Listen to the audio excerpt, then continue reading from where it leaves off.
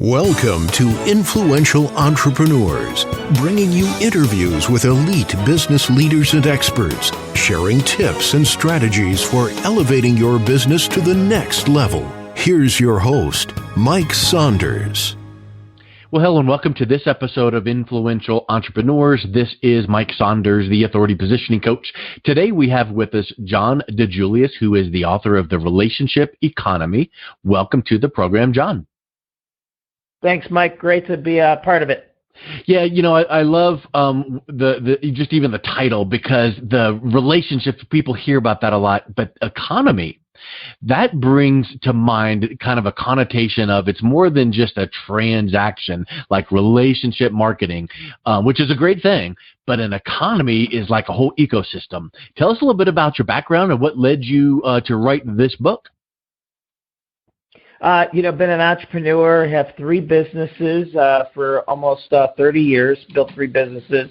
And, first one 27 years ago, today is a collection of salons and spas in Northeast Ohio. And then for about 22 years have been a speaker and consultant on customer experience and work with companies like the Ritz-Carlton and Lexus and Chick-fil-A and all those great companies. And then I also have a nonprofit, Believe in Dreams. So this is my fifth book, and I just have seen, working with and studying world-class customer service companies, just the evolution it's ironic that the disruptor today is good old-fashioned relationships, right? It's kind of like Back to the Future.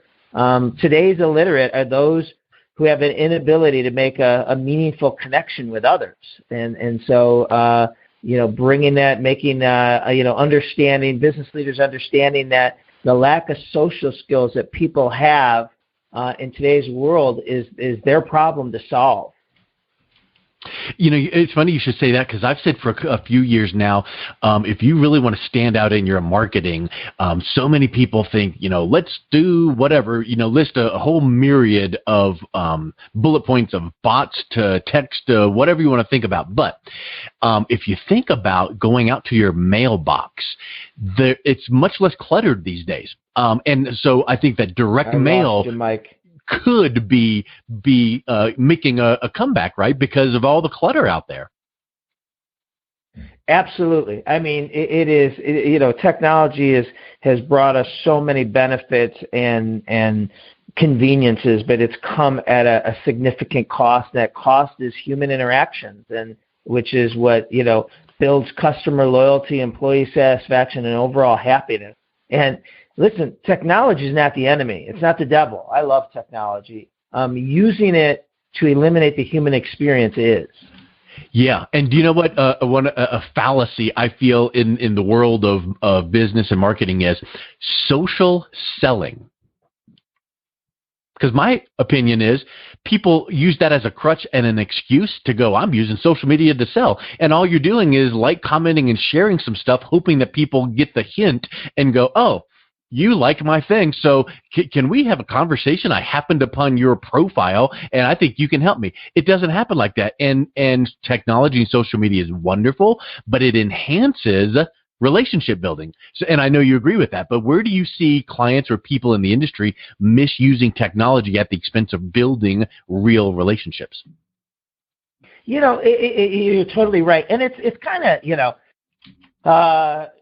the same old way that people misuse, face-to-face at network gathering of just coming up and shoving 5 business cards in your pocket and, throwing up on you on, what I can do for you, versus, I say stop networking and start building social capital. And social capital is different.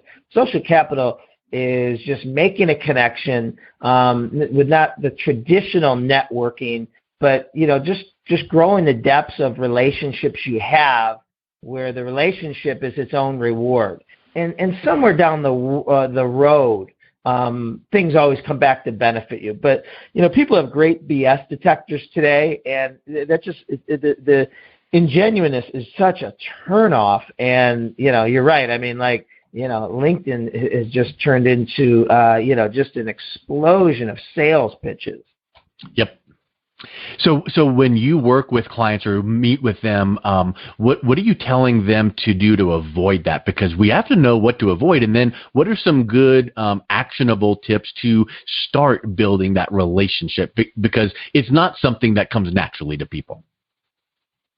No, you're absolutely right. And so, it's key that businesses offer relationship building techniques as part of their orientation and training, because we're living in the social, in the touch screen age, and that's not generational specific. There's grandparents, using social medias, and every generation's been affected. Obviously, millennials and Gen Z are the heaviest, and they're relationshiply disadvantaged at no fault of their own.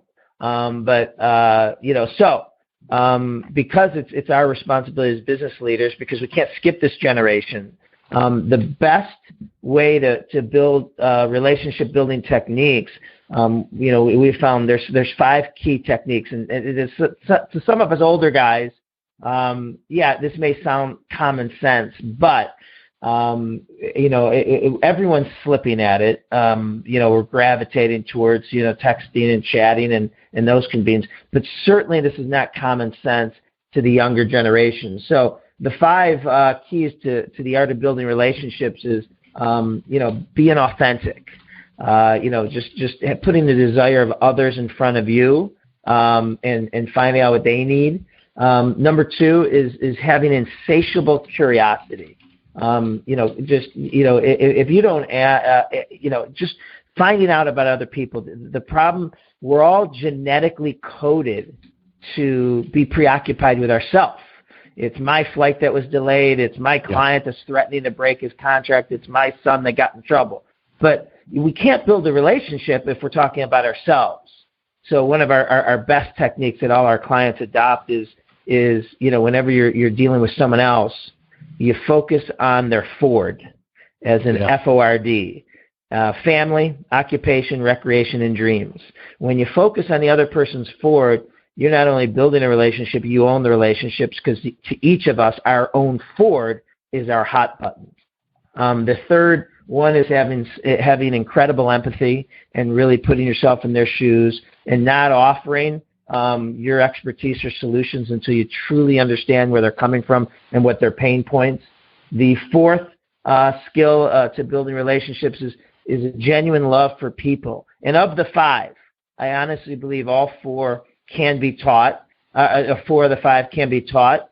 This one can't be. You have to find this in people, a genuine love for others. And then the 5th one is being a great listener. And a lot of us think, I think most of us think we're a better listener than we are. And doing the research for this, it was really painful because I just realized how poor of a listener I was. And when you're in meetings with clients or even employees or whatever, and it some great information is if you ask a question and you don't ask 2 to 3 follow-up questions, odds are that you weren't listening. Right, so it's good to have like a 4-to-1 ratio of questions asked versus question answered. But I have a lot of really good lists of nevers and always during conversations that when I went and researched, I realized, man, I am guilty of not doing them or doing them too much. And I'm sure you would agree with this. There's a big difference in listening and hearing, and I'm sure you could apply one to the other. But the point is, too many people, nod, maybe look in you in the eye, and seem like they're hearing or listening, but they're just waiting for a break in the conversation to put their 2 cents back in. They're not really assimilating. So that's a big difference. That active listening, right? Mike, there's a study that the scientists studied the human brain. And it said they found that it took the human brain a minimum of 0.6 seconds to formulate a response to something said to it. Then they studied hundreds, thousands of conversations and found the average gap between people talking was 0.2 seconds. Wow. 1/3 the time our brain will allow us. But you're right. We are too often have our answer sentences ago. We're just waiting for the other person to come up for breath. Yep. And that is so wrong, because that's not the relationship economy.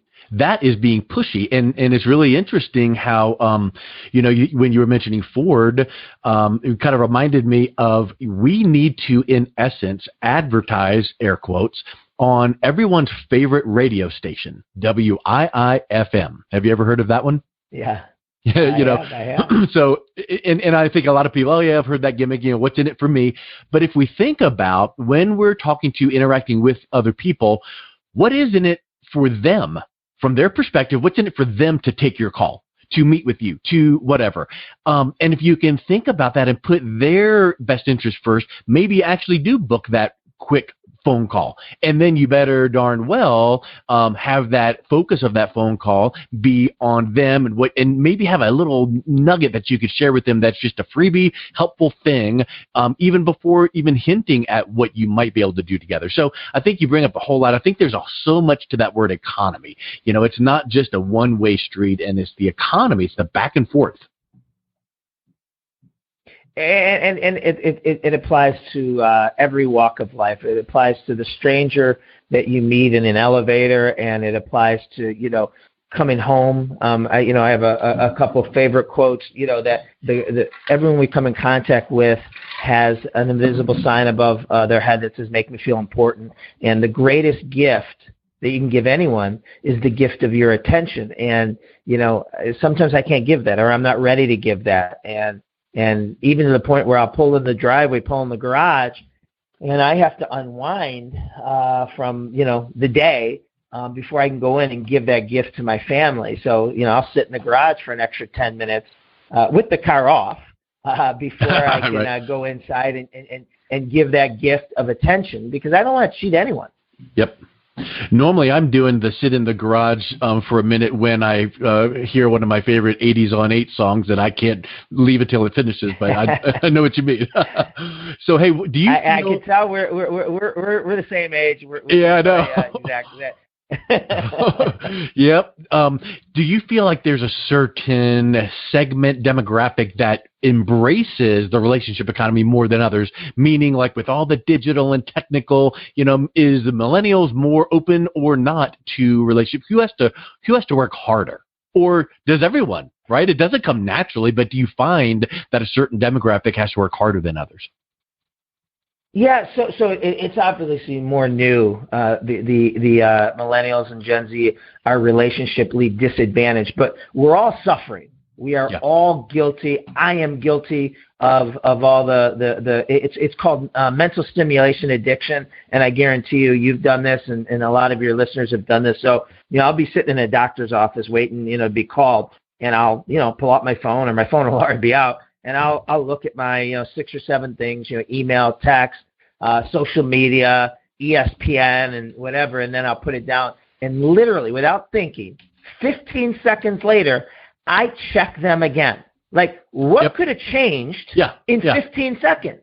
Yep. And it is horrible. And they're saying that, we are one of the biggest crises we're headed for is a creativity and an innovation crisis, because our brain is atrophying, because we are using the devices to stimulate it. And we don't daydream anymore. We don't sit and just, we all know that you get your best ideas in the shower, right? As long as the phone's, water, not waterproof yet. But, we don't take enough showers. We don't take enough massages. We don't, and so we have to put ourselves, yoga and meditation's good for people that could do it. But I've even started, when I do my morning, runs, I'm always listening to, a great, podcast or something. But I've even started to try to not listen to anything, which is really hard at first. But I'll tell you what, when I get home, I have to run through the house and find something to write down, because I have so many ideas that came to my head because I was bored, and because I allowed my brain to rest and therefore, open. But to your original question, the shock in all this, I have found, so my between my 3 companies, I have 150 employees, and probably 110, if not more, are millennials. And they are phenomenal. The currency for millennials is purpose, and that's so key for everyone to know and hear. And when you turn them on to this, I believe they are better than our generation, right, who grew up in what genuinely was the relationship economy because we had no other choice but have face-to-face interaction. Yeah. But the millennials are great at it. It's like, someone who's starving for it and didn't know it. And so many people discount the millennial generation. And it's funny, our generation's always criticizing the millennials, but we're the generation that raised them. It is interesting because I know that you've got the cliches of, well, all millennials do this or that or the other. And one of the things that come to my mind is, well, they're just never in the office and they're always out, trying to have a good time and this and that. Well, maybe they're wired into that relationship connection. And if you could just guide them to go, you know what, why don't you do this kind of glad-handing relationship, social reach out to our customers, our strategic alliances, and then have at it. Go out there and play pool, go bowling, play golf with these people. Now you're kind of like out and about, freedom, and it hits both sides of the equation because I know that some boomers, Gen Xers, kind of complain that, well, the Gen X or the millennials, well, you just got to know where to play to their strengths. And we can get into a long discussion on, how to best whatever. But I think you're exactly right. Some people, some demographics are more easily suited to that. And so here's a question. If someone is listening to this going, you know what, I get it, relationships and all of that, and I tend myself maybe to be one that has to work a little bit harder. What's a tip or two that you can think of that you recommend to start kind of jump-starting yourself into more relationship focused than, clicking like, share, and comment on social media and thinking you're furthering relationships? I think it's finding ways to enhance people that, you find out that your client's theme this year is, sales, customer service, whatever the theme is, leadership, and you send them the best book out there or 3 links to great articles on that topic. I mean, we should know our clients' top 3 goals for 2020. And we should know that, and we should become a resource broker and just find ways. I like to call it are you and your client's bomb shelter? And so the bomb shelter is a metaphoric thing that your CEO client, and the world's going to end tomorrow, and he has 2 bomb shelters. One personal that he's going to bring his family in, and then one professional that he can only fit 3 vendor partners in it. Do you have a secure space in that? Yeah. Or is he okay with losing you because he could find someone that's doing what you're doing, maybe for cheaper? And so when you think of it that way, what do you have to do to be in your client's bomb shelter? And that's love what you do and make it obvious. People tell that, man, that Mike loves interviewing and thought leaders. Like, you can tell. Your client should never meet anyone smarter at what you do than you, and you got to make that obvious. You got to be able to go ugly early, and that means be transparent. If it's bad news, let them know right away. Don't sugarcoat it. Don't hide it. Be a resource broker. My example to that is I have a client in Columbus that said, he said, I hope I die before my lawyer dies. And I'm like, what? And I'm like, what do you mean you hope you die? He goes, my lawyer is so valuable to me. I don't make a decision without consulting with him first. He goes, in fact, this is the example he gave me. He goes, in fact, if I was thinking about changing the color paint of my corporate office walls, I wouldn't do it without asking him first. Wow. And he says, I'm pretty sure he doesn't know jack about, what color paint, anything should be, but I know he knows someone that does. Yeah. And man, when he said that, I was like, that's who I want to be to my clients, right? Well, guess what? That is the, do you know Henry Ford was famous for that concept, right?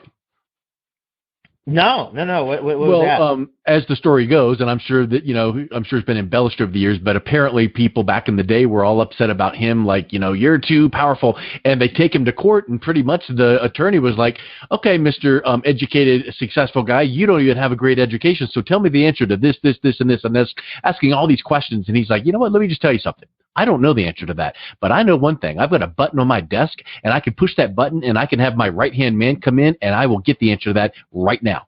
And he goes, I don't have time for that to clutter my mind with that, but I have people. And it's kind of interesting because you were talking about the Ford, family, occupation, and then here's this Henry Ford kind of bookend.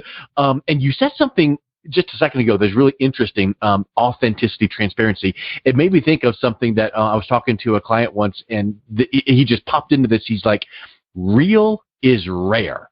And being real and authentic and transparent is rare. So when we are thinking about developing those relationships, you are going to separate yourself from your competition, because if you're being real and authentic, that's rare these days, and they're not experiencing it. So when they experience it from you, now that connection is going deeper and deeper and deeper. I love that. Real is rare. I totally agree. I like I said, it's ironic that, the disruptor today is good old fashioned relationships. Yep. And that's something that we should be able to do very, very simply. So let's wrap up with this. I think we can talk for another 6.5 more hours without catching a breath. But what's the best way that people can reach out to you, find out about your keynotes, pick up a copy of your book? DiJuliusGroup.com. DiJuliusGroup.com. It's DiJulius. And they can email me at john@DiJuliusGroup.com. Excellent. I'll make sure to put this website address in the show notes. And John, thank you so much for your time. It was wonderful talking with you today. My pleasure. Thank you, Mike. You've been listening to Influential Entrepreneurs with Mike Saunders. To learn more about the resources mentioned on today's show or listen to past episodes, visit www.influentialentrepreneursradio.com.